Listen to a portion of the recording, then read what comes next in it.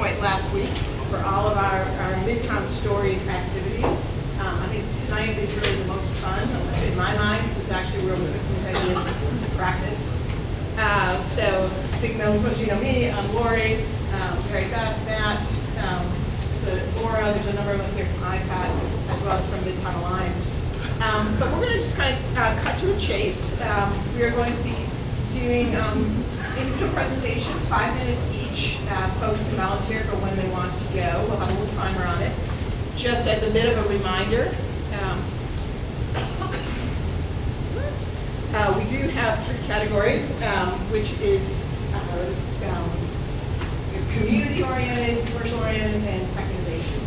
And our judging criteria is pretty clear. Hopefully you guys all know it's simply things like creativity, uniqueness, design usability, Midtown voice, authenticity, engagement, when in Midtown, feel like a Midtowner, community building, and that meets the need. So for those, before we really start, I just want to say thanks again. But someone had asked what's next. So hopefully most of you were able to upload your presentations. If not, get with Laura if you wanted to make sure they get up on the site. At the end of tonight, the game's not over. What we're really all about is helping to take these ideas and move them further along the development curve, and that could be by saying, we've got a great idea, we need to feed some people, some users in Midtown, what do we need to help? We need some tech support or someone to bounce ideas off. We here at iPad are happy to help, and Midtown help facilitate that. So we may seek you, but if we don't contact you, contact us if we really want to see these things grow. So with that, we'd like or should I introduce our panel? Yes. Yes, okay, I'm going to give each of them a chance to say their name and affiliation in a quick blow. Hi, I'm Catherine Smith, and I'm with Midtown Alliance. I'm the head of marketing, and can't wait to see what you guys are doing. Hi, I'm Timothy Jordan. I'm a developer advocate working on Google Glass at Google. Good evening, I'm Beth Minot. I'm the director of iPad, so we're thrilled to have you here, and we're excited to hear the ideas. Great, okay. Who wants to be number 1? Everyone's lucky number. If not, Laura's going to pick them. What? So remember, somebody to kick off our bets for a 5-minute pitch. Be brave. Be brave. Set the bar. Points for braveness. Points for braveness. Judges say points for braveness and points for agreement fear of it. Do you want me to be the timer? Yes. Okay, so I'm going to be the timer, and when the timer goes off, you have to stop talking. Yes.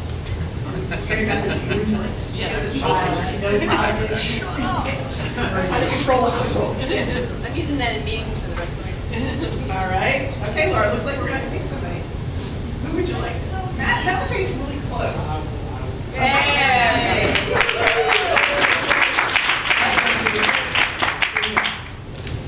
Thank you. I'm Matt Williams.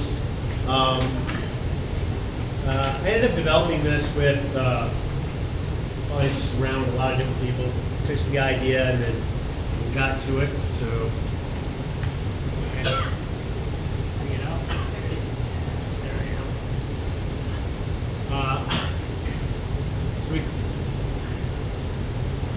we call this the Living Digital Living Art Wall. So this idea that got kicked around was essentially trying to find a way for community involvement, working with large screen and getting digital assets, people being able to communicate via this digital wall. From a technology standpoint, this is probably not the app that would win the front end on that, because it's really sort of pulling together a lot of older technology or just very simple things. It sort of went with a lot of things I think are kind of important and that sometimes people tend to overlook, which is when you're going about doing something, if there's an easier way to do it, you should do it that way, or there are other ways to simplify. So this concept is essentially a display app, so a large screen, and we started targeting large screen venues. So it's interactive screen, sort of moving images around or videos around, content management system. There are tons of those off the shelf, so it's a lot of plug and play. And then a little bit of mobile access utilities, which could mean several things. So when I pitched this concept, or aired it out a little bit, one of the things that I thought was really important for Midtown Alliance was, and I still do, and I hope that this happens at some venue, is targeting the K to 6.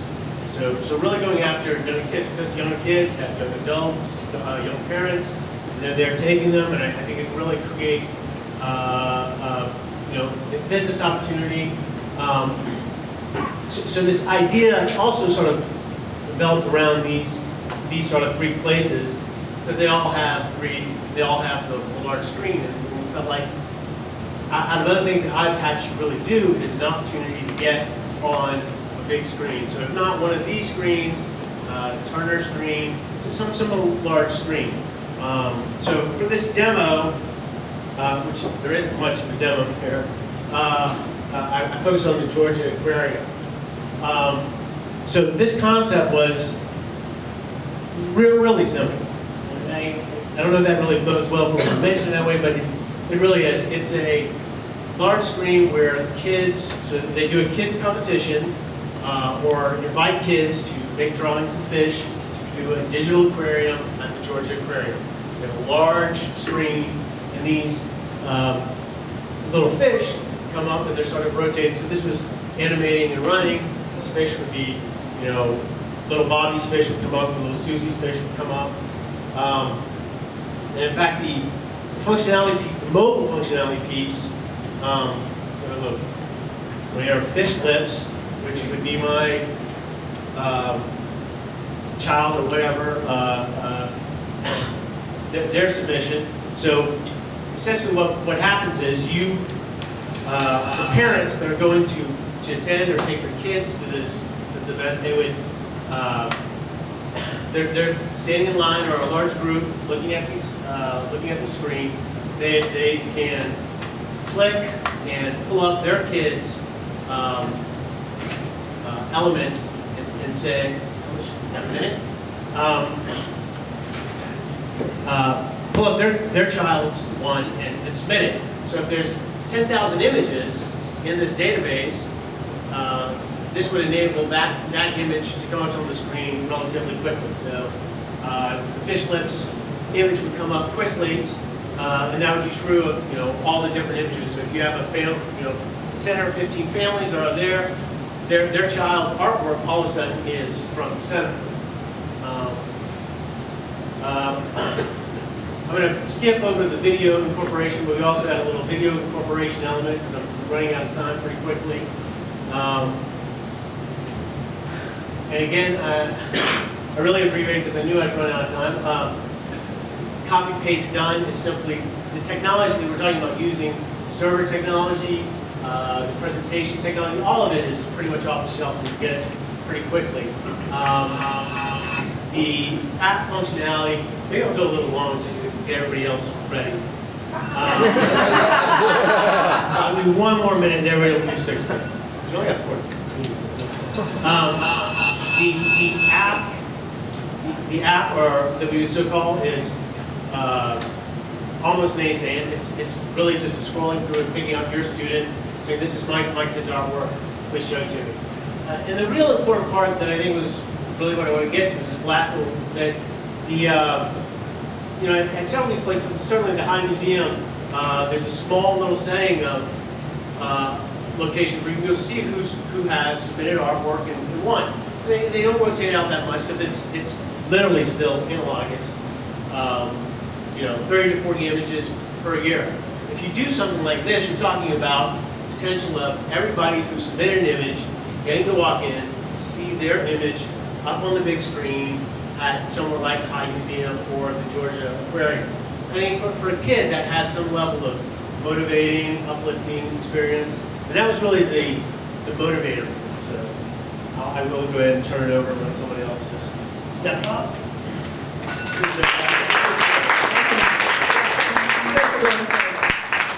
We will have a People Choice Award, so keep in mind what's going on too. So at the end of this, let us know which presentation you like the best. Okay, next. Terry, you guys ready? You guys want to do one? Oh, you have two. This is our team has two submissions. So. Yeah, we're good. All right, great. Michael.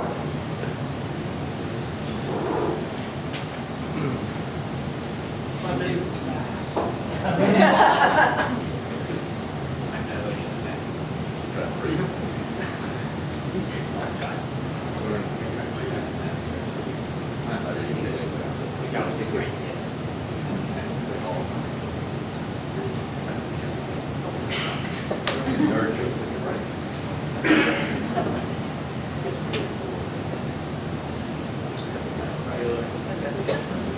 Project time, probably. Possibly, I don't know.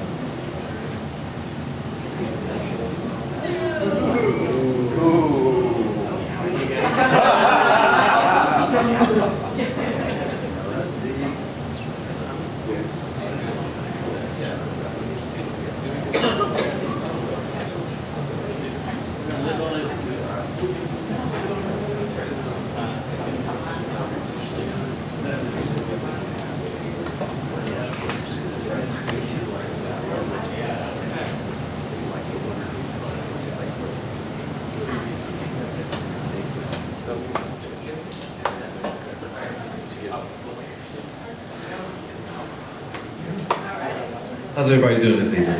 Good? Fine. All right, so we're doing two presentations. This is the first of two. It's because we're crazy. The first one is called Midtown Mosaic. So, Sly, I'm gonna point to you. That's what we're gonna do. So, I was in Vegas earlier this year at CES. One of the coolest things was we got to meet Tony Hsieh. I have proof.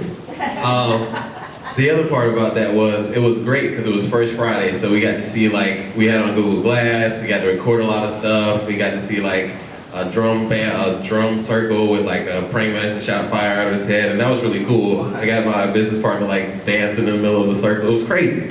So the biggest thing about it is, like, when you're out in the city, the thing that makes the city are the sights and sounds. So this is where the idea came from. So the app is called Midtown Mosaic, and basically it's an app that allows you to quickly and easily, the best way to say it is intuitively kind of record what's going on around you. So if you want to hear sounds, if you want to see images, or if you want to see video, you can also view that at the same, well, not the same time, but if you click there, how does this work again? So when you, this is to view past images, right? So you can scroll sideways, view sounds, or listen to sounds, view the imagery and the videos. And if you click up from the bottom, it's like a record now. So as you're going through the city, you can take a picture of something. You know, record a streetcar going down the street, or a concert. Take a picture of something that you see on the sidewalk. Whatever it is about that moment, it'll geolocate and obviously attach a time as well. I had to figure out some transition to give Terry some talking time. Next. So the best part about this app is that it not only aggregates everything that goes on and allows you to view other people's experiences, but it can allow you to create. So on the back end, we're talking about having access to all that data. Now, don't worry about it, it'll be anonymous. You don't have to worry about Big Brother following you around. But you can create different kind of things. So an artist or a DJ could create from the different sound icons. This is really nice. I really didn't look at this. This is nice. You did a good job on this. The DJ can create sounds of the city, so you can have like the sounds of people walking, or you can create these art images out of anything. You can see the different points where people checked in. You can look at the videos, but you can basically create this collage of the data of the city. So it allows you to kind of capture the city and view it through everybody's eyes. So you're telling the whole story of Midtown through everybody's eyes.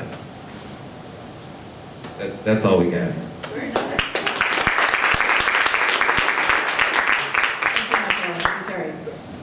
Okay, now that they've warmed up the crowd, who's Can I next? ask a question? Oh, yeah, sure. Yeah, question. Wait, hey, you guys got some questions? Yes, questions.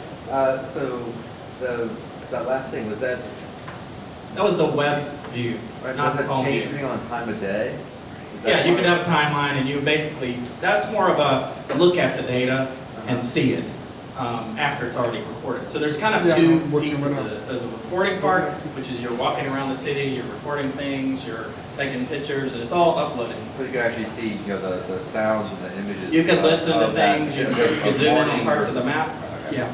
And ultimately, though, it's about the data, which is one step beyond that, which is, like you said, DJs mixing music based on somebody recording somebody talking on the street, or making new art based on these images or these videos, because it's all open source. Anything anybody takes is going to be open, and anybody can mix and make stuff out of it.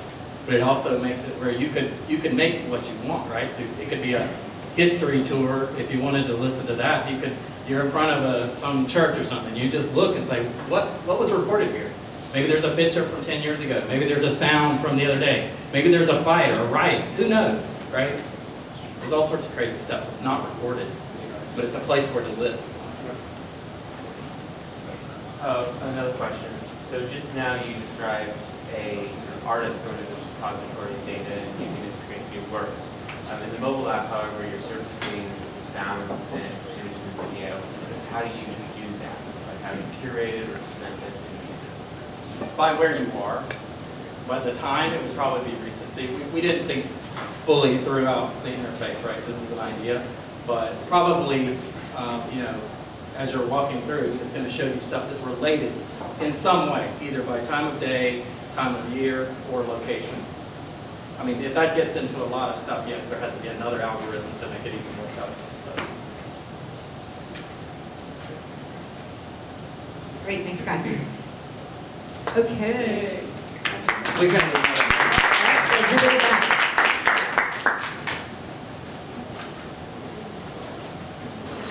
Thanks so much. Introduce yourselves. Okay. Laura, how do they download that? It's just going to the website. Tab with it, yep. So up the top, go to submission. Right to the top. All right, here you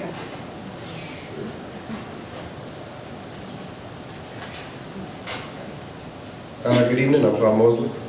Josh Kimball. We're here to tell you about our project Intersection and the motivation for the story.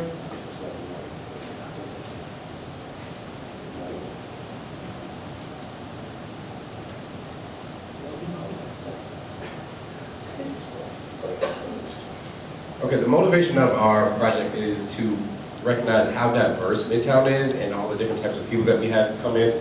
For example, we created personas such as Karthik, who's a grad student who's come over from India and he's trying to find a new place, a good restaurant. And then next is Regina. She's just moved down from Boston with her husband and she's been practicing Spanish. So now she's trying to find the best place to meet fluent Spanish speakers so that she can practice her Spanish. And then there's William, who also owns a neighborhood bar, and he's trying to figure out, hey, I know that my customers are students, but what are other ways to get the community engaged with my story? And as I said earlier, that this story just hits the key point that Midtown is very diverse and probably Atlanta's most diverse community. And also disconnected.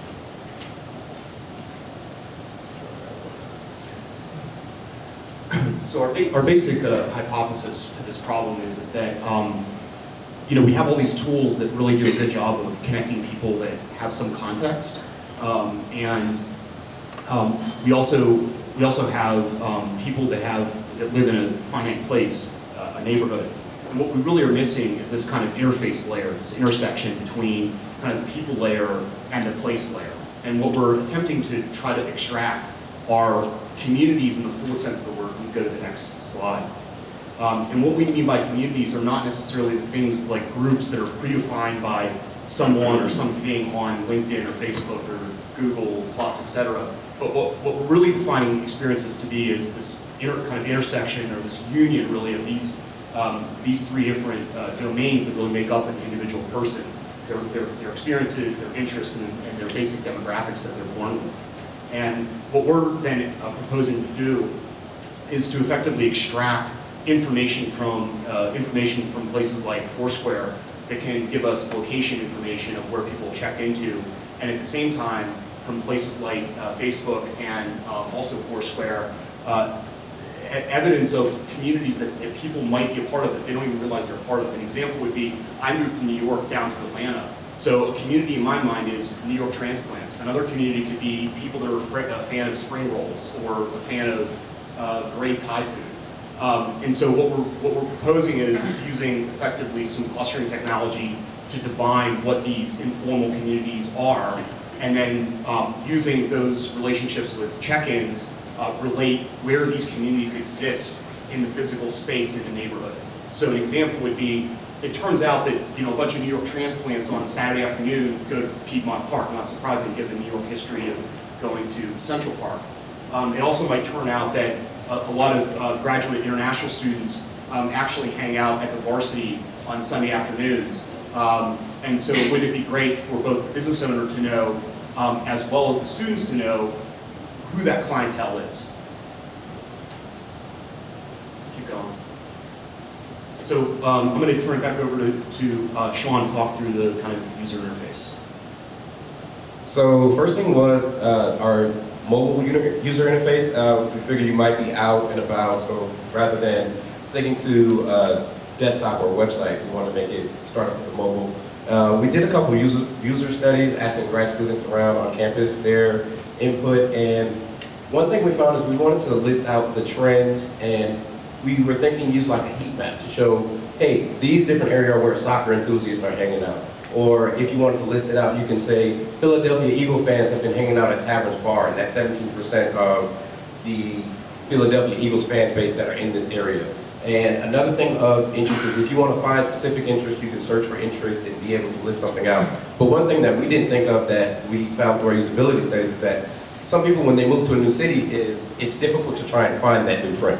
So one thing that they suggested was finding a buddy.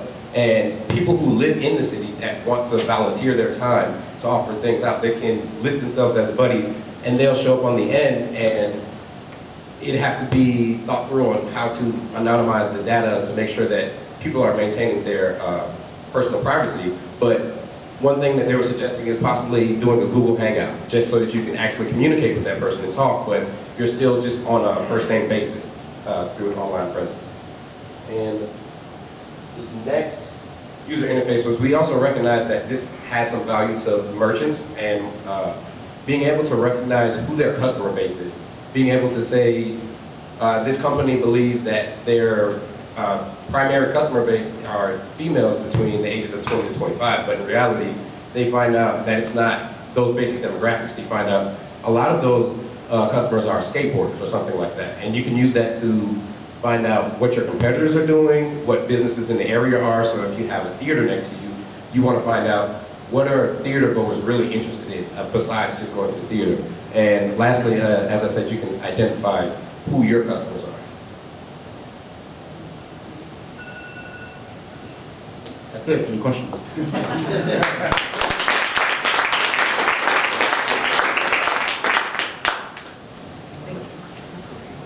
Anyway, Sean, Josh, thanks guys. All right. Yes, come on up. All right, good, big team. Sure, oh yeah, we won't start until you're up and running.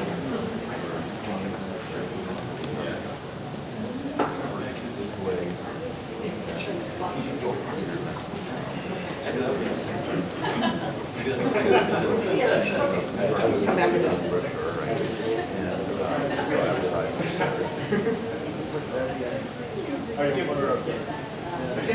It's hiding what's going on.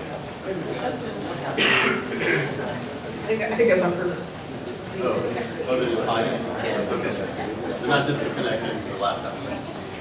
Not. They did disconnect. Yeah, they did disconnect. Rob knows what he's doing. Audio next. You got a 50-50. We should give you 5 minutes to fix it. Then you have to act it out.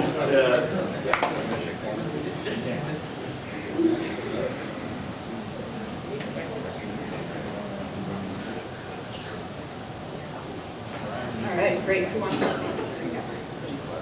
All right, good afternoon. Thank you all for coming. My name is Giancarlo. Today I'll be joined by Laura, Ryan, and Rob, and we will show you an idea we had. We came together on Friday night for the first time, and we all shared an interest in making history more relevant and more current, especially for citizens of Atlanta like myself. Been living near the Midtown surroundings for more than 7.5 years, but didn't necessarily have an excuse for why we would explore this at any random point. So we think we came up with a good solution to this problem. So what we came up with is an app, a mobile app called Storyoki, which basically is going to let the end user narrate history of Midtown, their city, whatever, in their own way through like an improvisational karaoke style. And what we've got today, we're going to show you kind of a quick mock-up of the app, and then also a case study we did featuring the Fox Theater. So here's what basically you're going to see is we've got some pre-written scripts that people can pick, and then they perform them and make a video of themselves performing the script. And that's it can be shared. They're going to be short videos. It's similar to what you see on Vine, and you can do it private. You can share it with your friends, or you can share it publicly with all Storyoki users. And we're going to have a rating system so that the most popular Storyoki stars can get some kind of prize. All right, so we're just going to show you a couple screens of some mock-ups we made. So starting with the splash screen. After that, it'll load a map of the venues nearby where you can sort of pull up some scripts. One of the things is you can only do venues that you're near. That's sort of part of it. We have to travel around town. Once you pick a place, so the Fox Theater, it gives you a list of little sort of snippets to choose from. And so in this case, how I would choose Elvis Presley, that sounds interesting. And we'll see something looking like this. It's something about this length. So here's one about Elvis. Here's another one. This is just to show you about how long these scripts are. It's just a very short video. And then once you get past that, you'll flip the camera, and then you'll see the script on screen, and you just kind of read along and film it, and you can sort of ad-lib whatever you want to, but just stick to the script as much as possible. And then when you're done, it'll ask you if you want to reshoot it, if you make mistakes, something like that. You don't have to submit everything, and you can choose who to share it with. So after you're done, we're going to show you what a compilation video might look like of your videos along with your friends' videos. Welcome to the fabulous Fox Theater in Midtown Atlanta. Here are a few friends of Storyoki to tell you more. During opening night, 1929, the Fox Theater had a showing of Steamboat Willie. Not only was this the first cartoon to use sound, but it marked the first appearance of Mickey Mouse.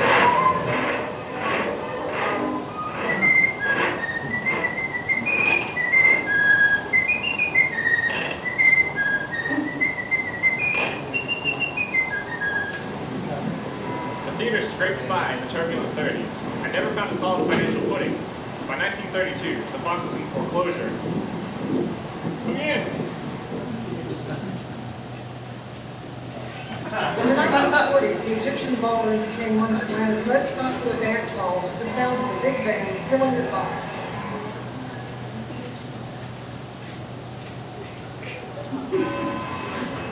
In March 1956, Elvis Presley played to a beyond capacity audience at the Fox Theater in Atlanta. Thank you. Thank you very much.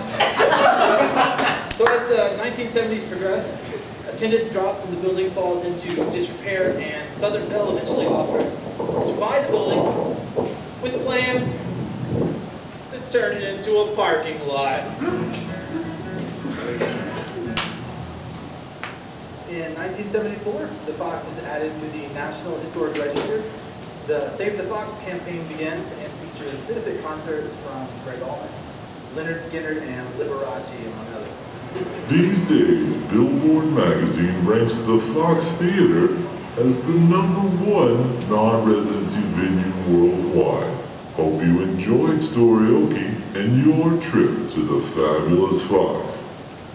So you can probably tell we had a lot of fun making that. A little bit about So you saw the app kind of stitches all the separate pieces together and put some narration title screens in between to basically crowdsource all the history of Midtown and the city.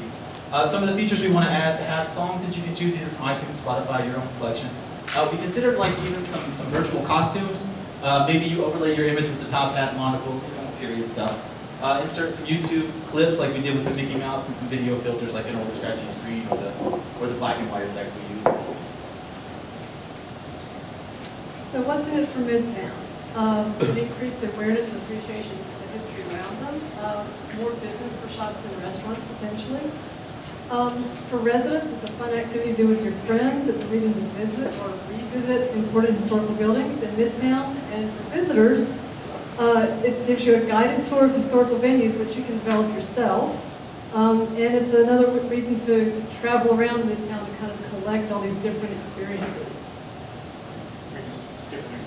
So we'd like to say thank you by sharing something with a new friend we made earlier at the Fox, Mitch Green from New Orleans.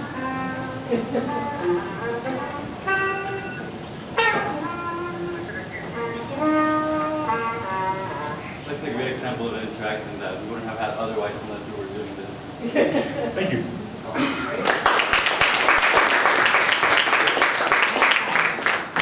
Questions? Yes. So did you guys think about people submitting new scripts in the story? I think that would come along eventually and maybe even go past the history point to eventually maybe be something like a Yelp where people are submitting 20-second reviews of a restaurant. Maybe there's the possibilities are kind of endless with it. And another thing we thought was if the venues themselves wanted to get involved in this, they could even have their own staff or historians or whoever they have on hand submit little short snippets like that to the database. Actually, that's a very important point because when we went to the Fox, we actually asked them permission and explained what we were doing, and they were more than glad to let us in film a couple of things. Gave us a few tips. Exactly. If they actually knew that the app existed, they might already expect these visitors to come, and they would be more welcoming. There was a question. Yeah, have you never thought about, linking with something like StoryCorps, which is a project That would be wonderful. That would be absolutely wonderful. the public radio station. Particularly stories regarding these historical spots, yeah. And maybe have links. We kind of considered having further links from within the app, whether it's to the Fox Theater gift shop or to the Wikipedia page or to some other resources, and a StoryCorps story would be amazing. And even Atlanta Sounds, that's something that the local public radio station does, where they, like at Christmas, they did a recording of the Morehouse Glee Club doing their signature piece. And then there's a piece on the whistle here at Georgia Tech. I've heard that one, yeah. Perspective of the whistle. So. Yeah, I think that would be a wonderful. Any kind of media you could bring in and link to, I think would be amazing. So it's just going to make the experience more rich. Anything else? Right on. Thank you very much. Thanks, guys. Okay. Next up. Yeah, looks like you're ready. There you go. Plug in first. Yeah, give this much time to sit. Once you start pitching, then we start the clock.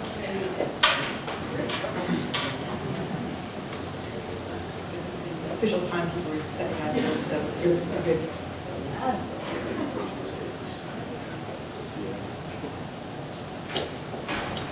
There's plenty of food and drink if those are your hungry or thirsty.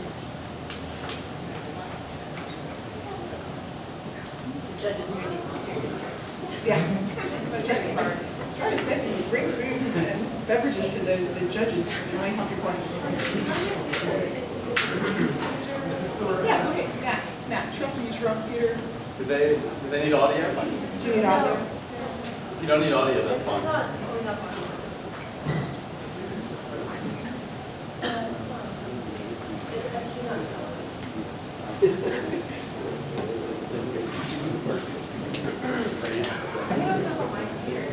Yeah, you need audio.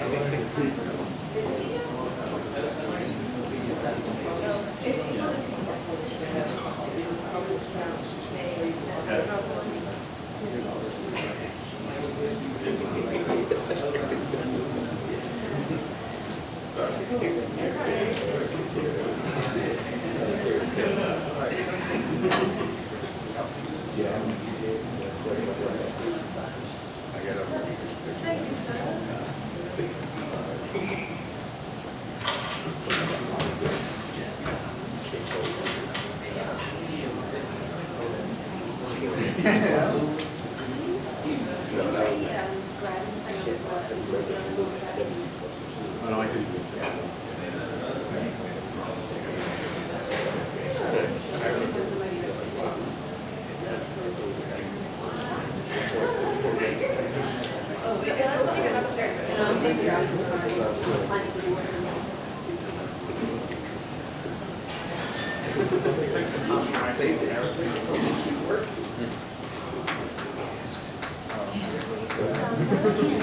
right.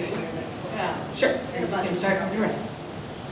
Hi, we're I guess team hashtag, I don't remember what we're called. Before selfies were cool. And our project that we were working on is called Wiki. Basically, we're springboarding off of this design sprint that we walked through on Thursdays. And also we're working on, we're springboarding off of a class project that we had during our HCI last semester, which talks about how do you connect to the Midtown area, how do you connect to people without necessarily being tethered to your phone, like pretty consistently. And then also how do you share the emotions of the moment, how do you create this sort of seamless experience and actually kind of start to familiarize yourself with your environment. So the features are kind of really focused on, we're creating this social network experience that kind of associates you with your environment so that you can start to create and share memories and start to relive these moments. And maybe it's not just you that's reliving these moments, but it's also other people who are reliving them as well. So it's very similar to the Mosaic project that was pitched just earlier. But in this sense, we were leveraging the Google Glass to actually, and the different gestures that Google Glass embodies. So what we really, really liked was the flicking motion of Google Glass, because it's a really fun and really just satisfying gesture. And so it's either flicking or picking, and so we started to, as you flicked it, you could flick an emotion, you could flick a picture, you could flick a video, and kind of just associate or tether that video to a specific building or location or whatnot. And then, alternatively, to counterbalance that, you can also pick it up. And it doesn't necessarily have to be you who's picking it up, it could be somebody else.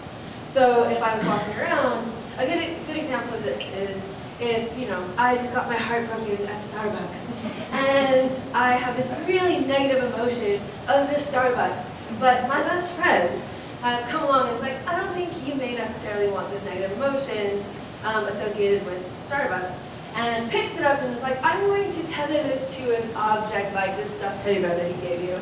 And so you can really start to move emotions, move these videos and images and feelings and memories around your spaces. So we started to kind of mop it up and walk through it a little bit.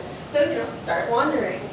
And that's kind of the big thing that we want to enable is wandering, just exploring. So, maybe Google Glass, but you can either express these emotions in a word. So if you walked up to a building and I'm like, this is a really bad building, so I want to associate that. And then you can start to create clouds, word clouds around these experiences, these buildings, and these places.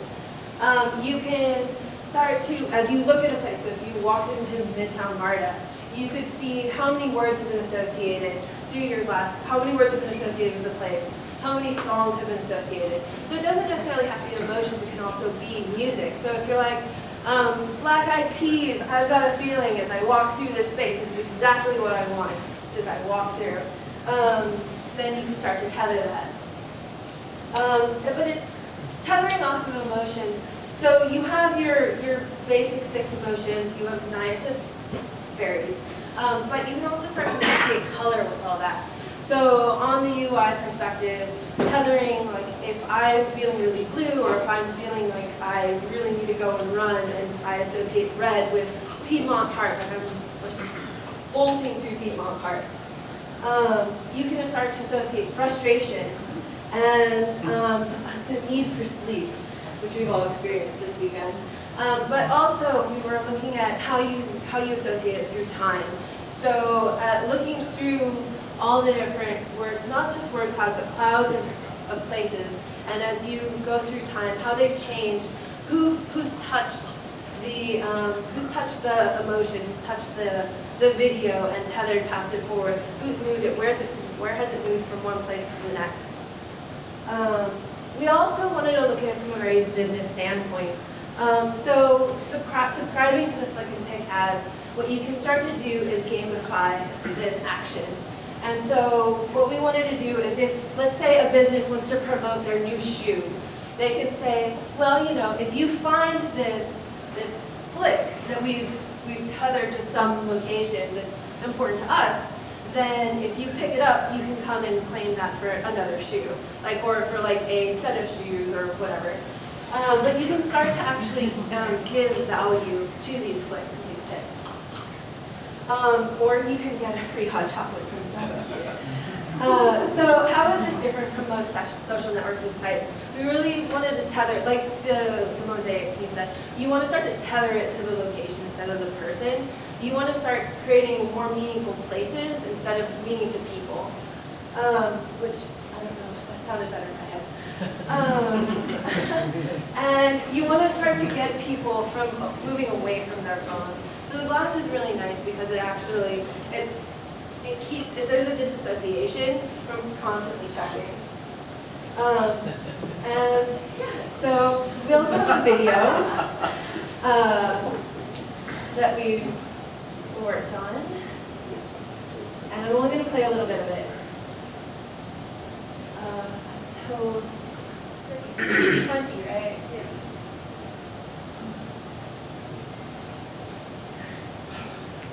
And I'm going to talk you through this. So, you know, I found the Flicky by so-and-so, by John. And I'm starting to wander, as I wander through this space, it kind of gives a little bit more, it's kind of an augmented reality type of standpoint. So it's really kind of, I don't know. So I don't know what to say to this. But, so we started to look at, you know, especially in Midtown, what are the big places that you could actually provide emotion, provide some sort of meaning to. And so, yeah, you know, the Fox, the church, a lot of AT&T Park, etc. So, I think I can figure out. Anyway, does anybody have questions?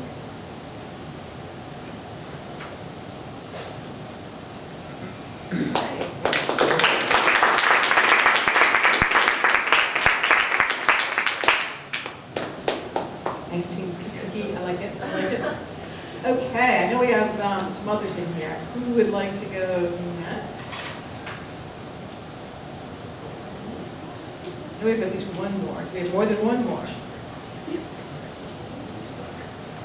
We'll go. All right. Sure? Okay. Terry and Michael are back up? All right.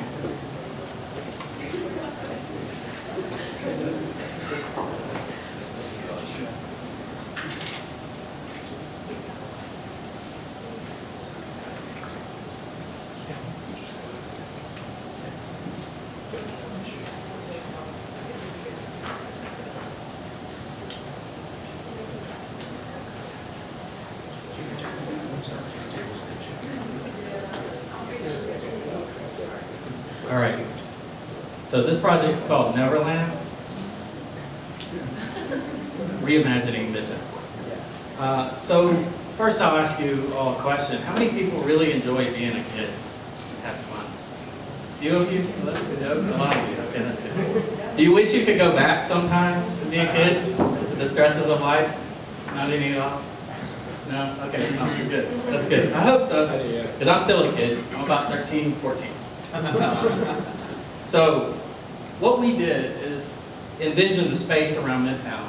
And it's not a mobile app. This is more of an urban planning project. So what we looked at is from North Avenue, which is down there. It's actually all getting cut off. 5th, 10th, 14th Street Bridge. That's the 85, 75 Gulch, right? Or not the Gulch, but 75, 85. So we said, okay, what can we do to make the space more enjoyable? And the first thing we said is, well, we make it for kids. And if you make it for kids, everybody will do it. So first thing we did is says, okay, let's mow it down. just build a bridge over it. You can still drive under it, it's a tunnel, fine. So put some parks on it. So everything in green is a park, right? Linear parks, kind of like homestead parks around ponds. Next, we have this water feature, which is a glass bottom aquarium, which so when you're driving under, you actually see the fish above you. And so it involves some technology, there's some engineering there. But that way the people driving through get to experience just a little bit of Midtown, but the people above too, it's a lot of fun. There's some water features down there as well. Rock climb over 5th Street for the kids. You know, the streets kind of break up, right? So when you're walking around, even on the path or the Beltline today, and I had to stop and then I had to cross the street, and then I get back on the bike and go, it kind of interrupts your like fun. We don't want to interrupt the fun, so we keep going. And then we have sort of a derby arena, and it could be sort of a cycle track where the bikes could be like these real crazy contraption bikes that couldn't get out of there. That way it's like the bike share, except you don't have to worry about them running. All right, that's step one. Next, we have the overview of Midtown in general right here. Okay, first, let's go ahead to the next one. Okay, first thing is sky buckets. We have an Atlanta trolley coming in. Excuse me. I couldn't think of the name. Streetcar. The Atlanta streetcar is coming soon, in about 3 months. Right? I'm gonna start riding it. So the great thing about that is a lot cheaper than heavy rail, light rail, and then like, you know, buses, cycles, right? It goes up the train, right? For efficiency and cost. Well, skybucks are really cheap. Actually, there's some engineering involved and there's some right-of-way issues with the buildings, but they're a lot of fun. Because you can actually go down the street. So the same thing, power lines go up, you can go above them. So it's actually pretty efficient. Next is zip lines.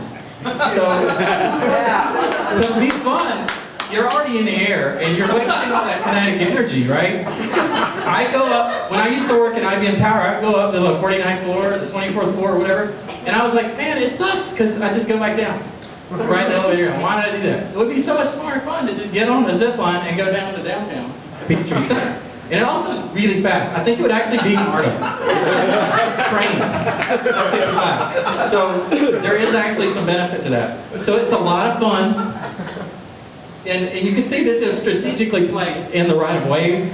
But ultimately, we want to scale it down into downtown. And it's going to connect that SoNo, horribly named district, that is not a district, south of 3rd Avenue, north of downtown, SunTrust. Whatever that place is, needs some fixing. And, right? So does the Gulch and other places. But if you can get people through that faster, they'll start to traverse these areas, right? And then you could also have attractions over here. Just Piedmont, just zip lining across Piedmont, awesome. And these aren't just like this, and I'm dropping like watermelons on people. These are encased, secure things, right? That I'm a product designer, we can do it, don't worry, it's not a big deal. But this is the big idea. Is that it? Do we have any more?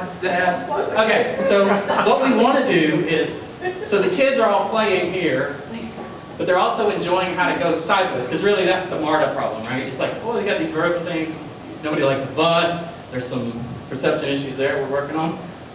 But basically, by doing this, you're kind of connecting West Side, Midtown, Virginia Highlands, and then we're going to go vertically, right?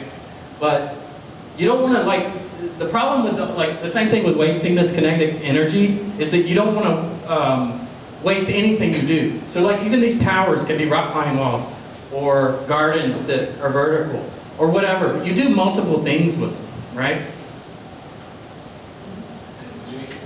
That's it.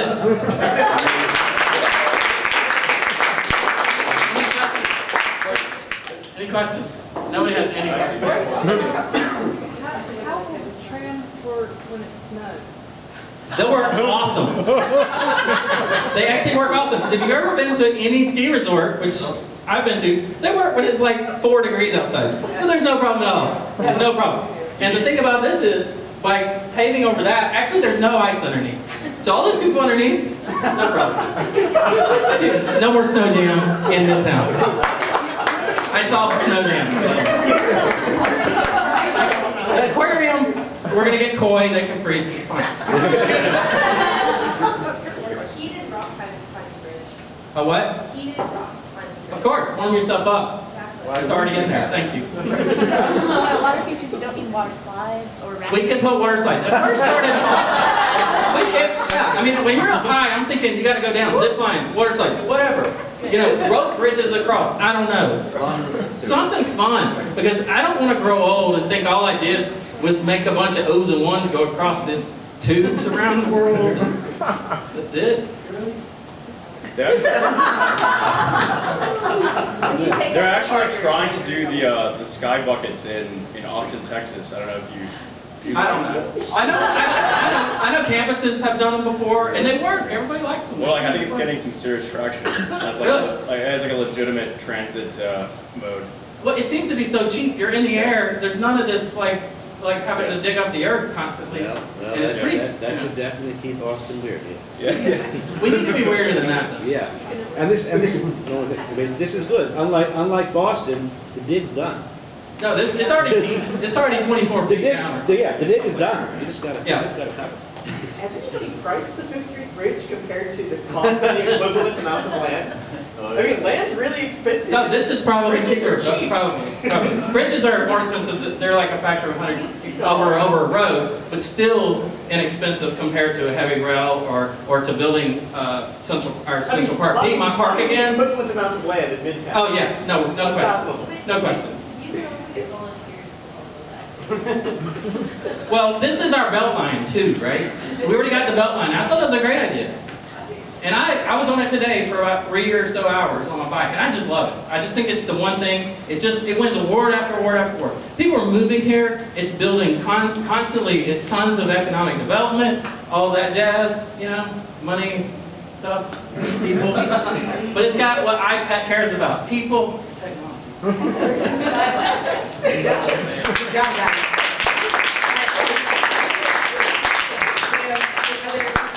Is there another team waiting to present? Can I just do something? Yes. Ben is going to see himself. Yes, you can see yourself. Yes, submit myself. So Please tell me it's one slide and it's just a black and white image of a flag. The professor formerly known as Spencer. No, I do not. I don't have. Yeah. So no.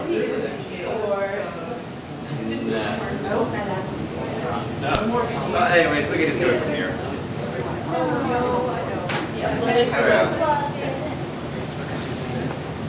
So this came from a previous group because I thought that I looked up and thought it was they were saying intermission. So the presentation I'm going to have is intermission, 15 minutes of game.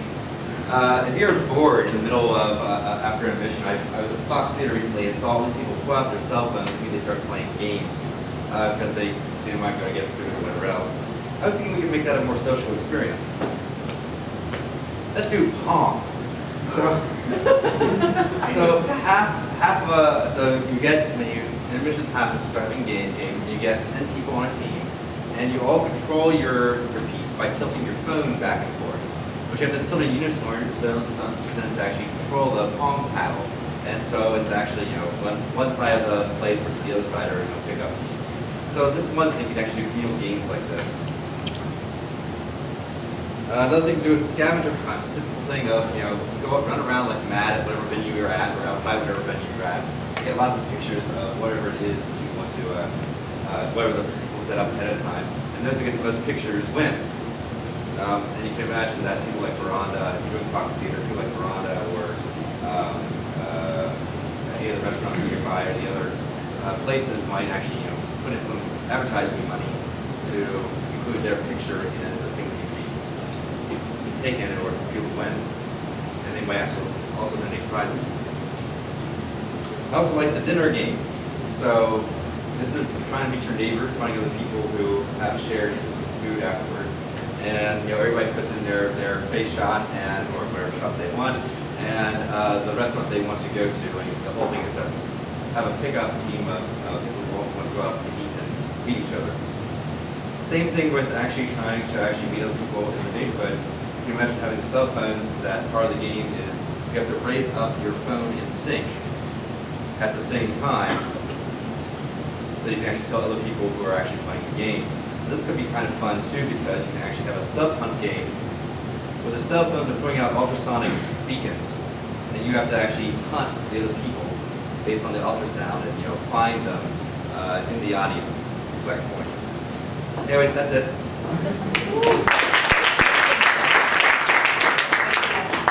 Okay, Laura, is that it? Is that all the submissions? Anybody else want to jump in? No? All right, well, we're going to excuse our judges, give them about 20 minutes to half hour at most to pick a winner. They might take less time, they're welcome to come back, we'll let you know. Encourage you all to mingle, eat, drink. When we come back, we're also going to do a hand poll for the people's choice. So think about what you like and what you saw. Thanks much, we'll see you shortly.